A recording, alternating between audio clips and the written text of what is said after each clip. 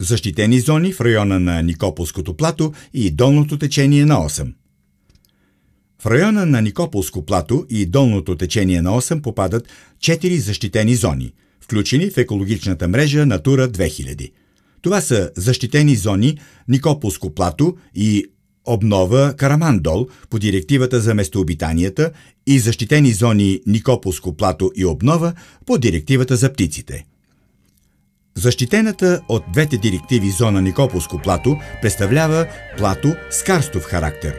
По-голямата му част е заета от широколистни смесени гори, крайречни гори от елша и върба, лозя и житни полета, но с най-голяма ценност са частично запазените степи.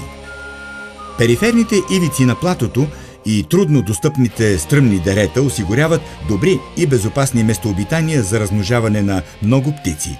Тук гнездят пчелояд и черен щъркел. Наблюдават се орел-змияр, малък орел, синявица и полска бъбрица. Мястото е подходящо и за безгръбначната фауна, чието представители са бръмбър-рогач и голям сечко. От бозайниците тук се опазват лалугерът и много видове прилепи. Платото е едно от последните убежища на дребния добруджански хомяк. Обнова е най-важната защитена зона в Северна България за опазване на лалугера и шипоопашатата костенурка. Зоната представлява комплекс от разливи, влажни и засолени ливади, мочурища, рибарници, льосови и каменисти степи, смесени дъбови гори.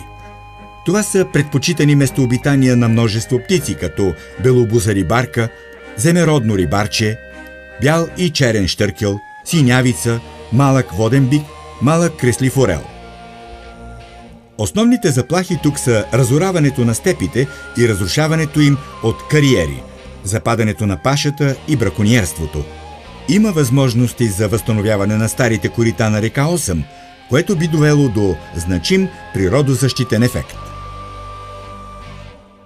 Чрез програмата на Европейския съюз Натура 2000 се цели не само да бъдат опазвани тези видове и местообитания, но и да бъдат възстановявани там, където е нужно.